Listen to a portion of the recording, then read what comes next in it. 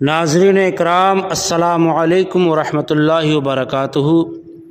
امید کرتے ہیں آپ سب حضرات خیریت سے ہوں گے۔ اللہ تعالیٰ آپ کو شاد و آباد فرمائے اور آپ کی تمام نیک جائز تمناؤں کو پورا فرمائے، اور آپ کے کام میں، دکان میں، مکان میں اللہ تعالیٰ خوب برکتیں عطا فرمائے۔ حضرات، ہم آپ کی بارگاہ میں یوں تو تلاوت قرآن ہر بار لایا کرتے ہیں، کبھی کبھی ہم فضیلت بھی بیان کرتے ہیں۔ آج جو سورہ ہم آپ کی بارگاہ میں لائے ہیں وہ قرآن عظیم کے 18ویں اور 19ویں پارے میں موجود ہے، جس کا نام الفرقان ہے۔ یہ سورت بہت ہی عظیم مرتبہ رکھنے والی سورت ہے۔ یہ وہ سورت ہے جو مکہ شریف میں نازل ہوئی، اور اس سورت میں 6 رکوع اور 77 آیتیں ہیں۔ یہ سورت، جس سورت میں اللہ تعالیٰ نے توحید، نبوت کے بارے میں بیان فرمایا ہے، اور اس سورت کی فضیلتیں بہت ساری ہیں، جو مختصر احوال ہم آپ کے سامنے بیان کر دیتے ہیں۔ وہ یہ ہے، کوئی بھی شخص اگر اس سورت کو پڑھ کر کسی حاکم، بادشاہ کے یا کسی عہدیدار کے پاس جائے گا تو وہ اس سے نرمی سے پیش آتا ہے۔ اور اس سورت کی فضیلت یہ بھی ہے کہ اگر کوئی حاکم ظلم کرتا ہو اور وہ ظلم سہنے والا اگر اس سورت کی تلاوت کر لے تو اللہ تعالیٰ اس ظالم سے اس مظلوم کو محفوظ فرما دیتا ہے۔ ماشاءاللہ، سبحان اللہ، کیا شان ہے اس سورت کی۔ اور دنیا میں سب سے بڑی ذلت اگر کوئی ہے تو وہ ظلم کی ہے۔ اللہ تعالیٰ ہر مومن کو اس سے محفوظ فرمائے۔ اور جو حضرات پڑھنا نہیں جانتے ہیں وہ حضرات اس کو سن لیں، کیونکہ قرآن عظیم کی وہ شان ہے۔ قرآن سننا بھی عبادت، قرآن دیکھنا بھی عبادت، قرآن پڑھنا بھی عبادت، قرآن چھونا بھی عبادت، یہاں تک کہ قرآن کا تصور بھی اگر کوئی کرے تو یہ بھی باعث برکت اور عبادت ہے۔ تو لہذا آپ حضرات قرآن عظیم کو سنیں۔ دنیا کی فضولیات میں آپ وقت گواتے ہیں، قرآن عظیم کی آیتوں کو سنیں، اس کی صورتوں کو سنیں۔ انشاءاللہ تعالی اللہ اپنا خاص فضل و کرم آپ پر فرمائے گا۔ اللہ آپ کو شاد و آباد رکھے۔ آپ کی خدمت میں پیش ہے سورہ فرقان۔ بسم اللہ الرحمن الرحیم۔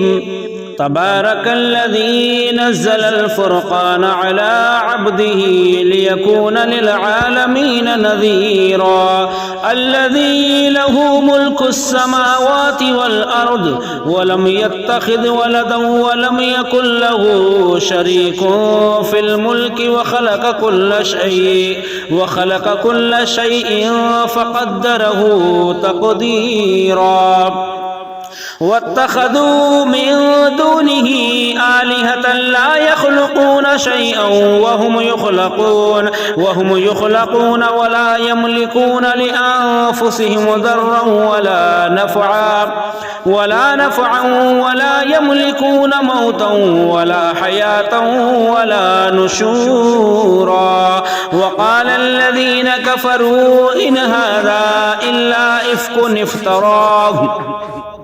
إلا إفك افتراه وأعانه عليه قوم آخرون فقد جاءوا ظلما وزورا وقالوا أساطير الأولين اكتتبها فهي تملى عليه بكرة وأصيلا قل أنزله الذي يعلم السر في السماوات والأرض إنه كان غفورا رحيما وقالوا ما لهذا الرسول يأكل الطعام ويمشي في الأسواق لولا أنزل إليه ملك فيكون معه نذيرا أو يلقى إليه كنز أو تكون له جنة يأكل منها وقال الظالمون إن تتبعون إلا رجلا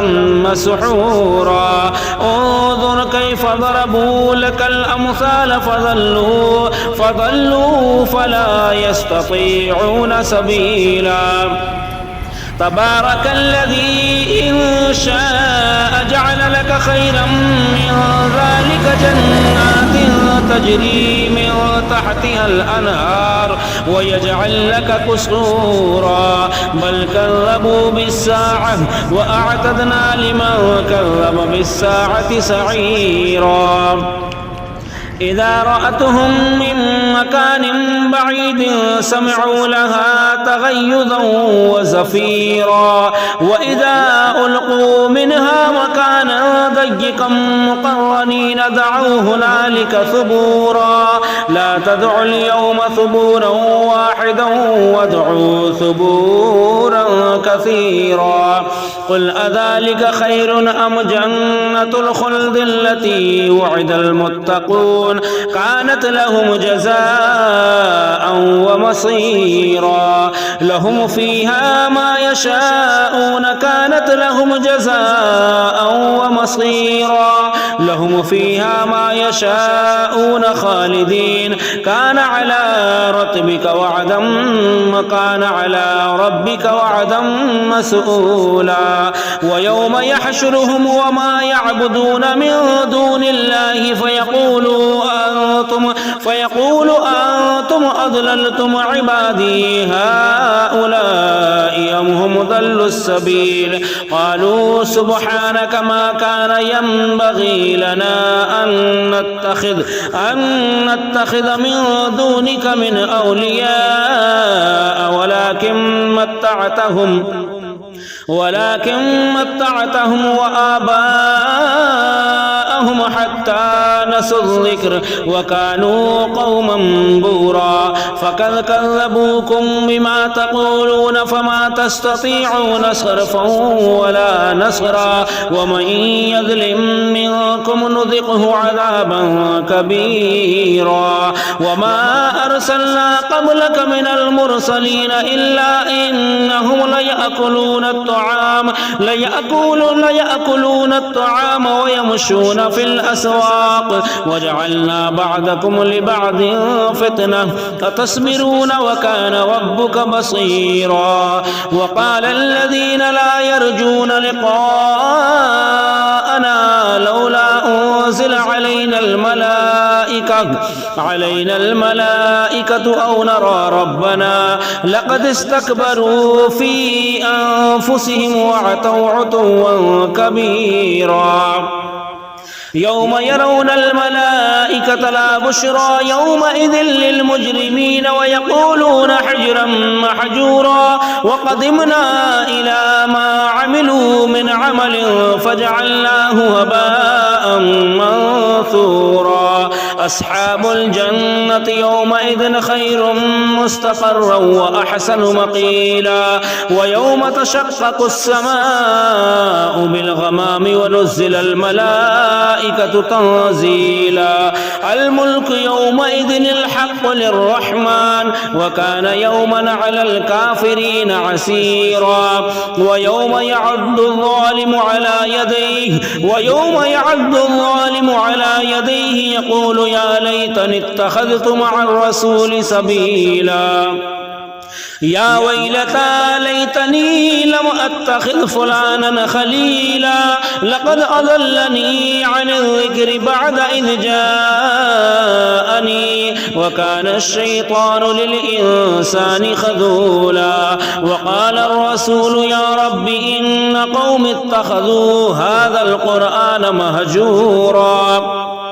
وكذلك جعلنا لكل نبي عدوا من المجرمين وكفى بربك هاديا ونصيرا. وقال الذين كفروا لولا نزل عليه القرآن جملة واحدة كذلك لنثبت به فؤادك ورتلناه ترتيلا.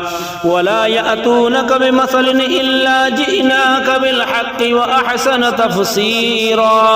الذين يحشرون على وجوههم إلى جهنم أولئك شر مكانا وأضل سبيلا ولقد آتينا موسى الكتاب وجعلنا معه أخاه هارون وزيرا فقلنا اذهبا إلى القوم الذين كذبوا بآياتنا فدمرناهم تدميرا وقوم نوح لما كذبوا الرسل أغرقناهم وجعلناهم للناس آية وأعتدنا للظالمين عذابا أليما وعادا وثمود وأصحاب الرس وقرونا بين ذلك كثيرا وكلا ضربنا له الأمثال وكلا تبرنا تتبيرا ولقد أتوا على القرية التي أمطرت مطر السوء أفلم يكونوا يرونها بل كانوا لا يرجون نشورا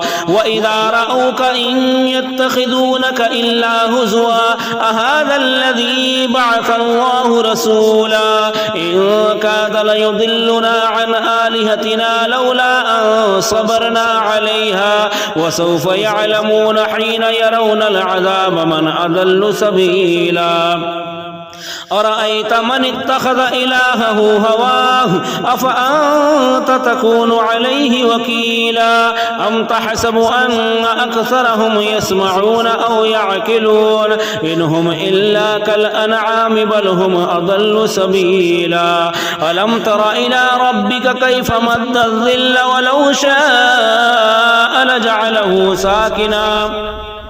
ولو شاء لجعله ساكنا ثم جعلنا الشمس عليه دليلا ثم قبضناه إلينا قبضا يسيرا وهو الذي جعل لكم الليل لباسا والنوم سباتا وجعل النهار نشورا وهو الذي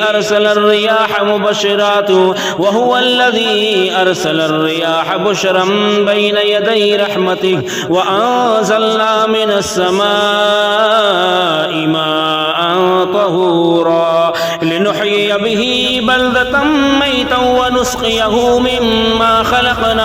مما خلقنا أنعاما وأناسيا كثيرا ولقد صرفناه بينهم ليذكروا فأبى أكثر الناس إلا كفورا ولو شئنا لبعثنا في كل قرية نذيرا فلا تطع الكافرين وجاهدهم به جهادا كبيرا وهو الذي مرج البحرين هذا عذب فرات وهذا ملح أجاج وجعل بينهما برزخا وحجرا محجورا وهو الذي خلق من الماء بشرا فجعله نسبا وصهرا وكان ربك قديرا ويعبدون من دون الله ما لا ينفعهم ولا يضرهم وكان الكافر على ربه ظهيرا وما أرسلناك إلا مبشرا ونذيرا قل ما أسألكم عليه من أجر إلا من شاء أن يتخذ إلى ربه سبيلا وتوكل على الحي الذي لا يموت وسبح بحمده وكفى به بذنوب عباده خبيرا الذي خلق السماوات والأرض وما بينهما في ستة أيام ثم استوى على العرش الرحمن فاسأل به خبيرا وإذا قيل لهم اسجدوا للرحمن قالوا وما الرحمن أنسجد لما تأمرنا وزادهم نفورا تبارك الذي جعل في السماء بروجا وجعل فيها سراجا وقمرا منيرا وهو الذي جعل الليل والنهار خلفة لمن أراد أن يذكر أو أراد شكورا وعباد الرحمن الذين يمشون على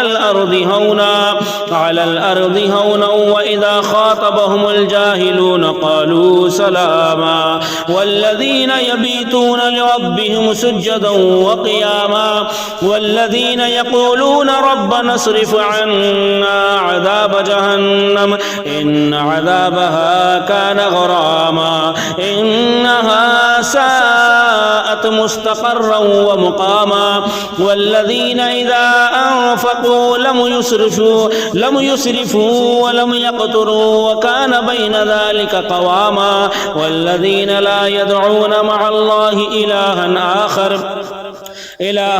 آخر ولا يقتلون النفس التي حرم الله إلا بالحق ولا يزنون ومن يفعل ذلك يلقى أثاما يضاعف له العذاب يوم القيامة ويخلد فيه مهانا إلا من تاب وآمن وعمل صالحا فأولئك يبدل الله إلا من تاب وآمن وعمل عملا صالحا فأولئك يبدل الله سيئاتهم حسنات وكان الله غفورا رحيما ومن تاب وعمل صالحا فإنه يتوب إلى الله متابا والذين لا يشهدون الزور وإذا مروا باللغو مروا كراما والذين إذا ذكروا بآيات ربهم لم يخروا عليها صما وعميانا والذين يقولون ربنا هب لنا من أزواجنا وذرياتنا قرة أعين واجعلنا للمتقين إماما أولئك يجزون الغرفة بما صبروا ويلقون فيها تحية وسلاما خالدين فيها حسنت مستقرا ومقاما قل ما يعبأ بكم ربي لولا دعاؤكم فقد كذبتم فسوف يكون لزاما صدق الله العظيم.